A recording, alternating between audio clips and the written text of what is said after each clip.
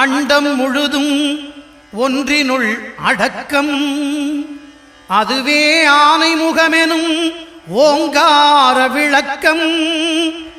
சுழலும் கோள்கள் அவன் சொல் கேட்கும். அவனை தொழுதால் போதும் நல்லதே நடக்கும். ஆனைமுகனை தொழுதால் நவக்கிரகங்களும் மகிழும். நல்லதே நடக்கும், நல்லதே